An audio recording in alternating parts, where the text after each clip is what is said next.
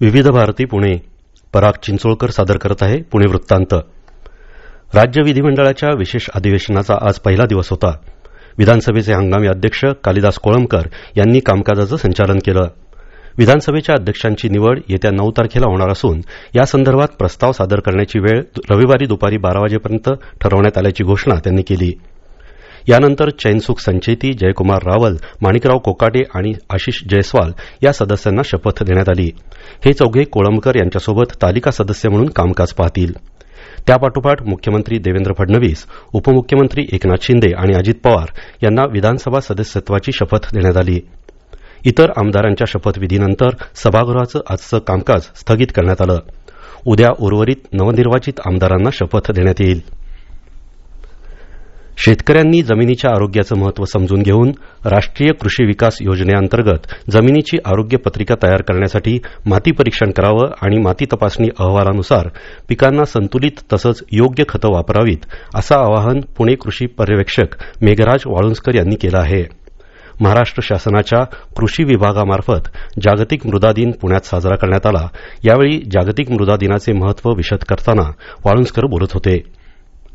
जमिनीचं आरोग्य व्यवस्थापन करताना जमिनीतील सेंद्रिय कर्ब, उपयुक्त सूक्ष्म जीवाणूंचं संवर्धन, पिकांचा फेरपालट, एकात्मिक अन्नद्रव्य व्यवस्थापन, एकात्मिक कीड रोग नियंत्रण, सेंद्रिय आणि जैविक खतांचा वापर, सूक्ष्म अन्नद्रव्यांचं पीक उत्पादनामधील महत्त्व, जमिनीतील उपलब्ध अन्नद्रव्यांचं व्यवस्थापन या विषयावर उपस्थित शेतकऱ्यांना माहिती देण्यात आली.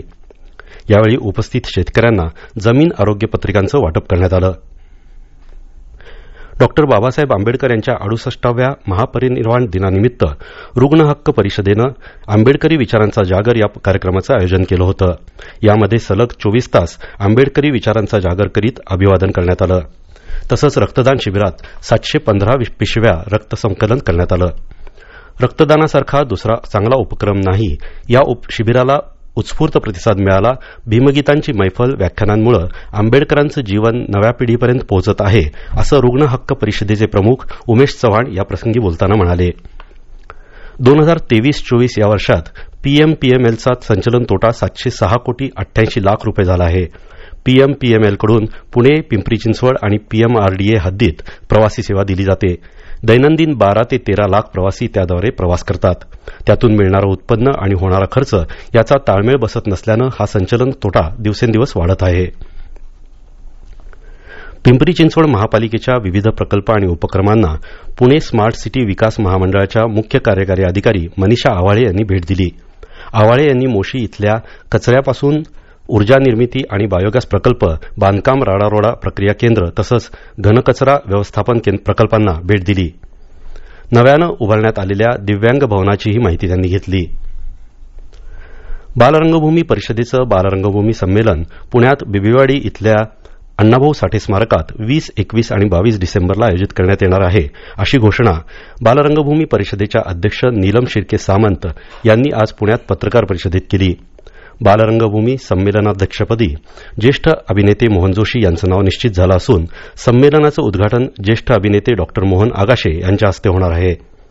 प्रमुख पाहुणे अखिल भारतीय मराठी नाट्य परिषदेचे अध्यक्ष प्रशांत दामले, सयाजी शिंदे, अजित भुरे, चित्रपट प्रमाणपत्र मंडळाचे अध्यक्ष विजय गोखले, सविता मालपेकर, सुबोध भावे यांच्यासह नाट्य आणि बालनाट्य क्षेत्रातल्या मान्यवरांची प्रमुख उपस्थिती असणार आहे.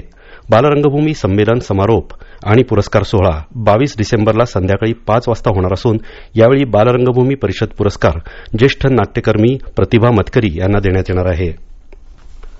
स्वातंत्र्यपूर्व काळात अन्योक्तीपूर्ण नाटकांची परंपरा होती. संगीत नाटकांमधून केवळ मनोरंजनच नव्हे तर प्रबोधनही होत असे.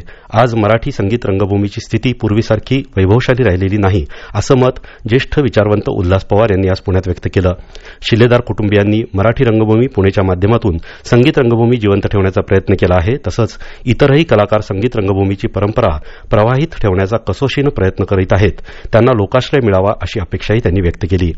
मराठी रंगभूमी पुणे या संस्थेच्या अमृत महोत्सवी वर्षानिमित्त आयोजित स्नेह मेळाव्यात पवार बोलत होते. संस्थेच्या अमृत महोत्सवी वर्षात सहभागी झालेल्या तंत्रज्ञ आणि कलाकारांचा सन्मान तसंच संस्थेच्या गौरविकेचं प्रकाशन पवार यांच्या हस्ते करण्यात आलं. हा होता आजचा पुणे वृत्तांत. उद्या पुन्हा भेटू विविध भारती पुणे केंद्रावर संध्याकाळी 6 वाजता ताज्या पुणे वृत्तांतमध्ये. नमस्कार.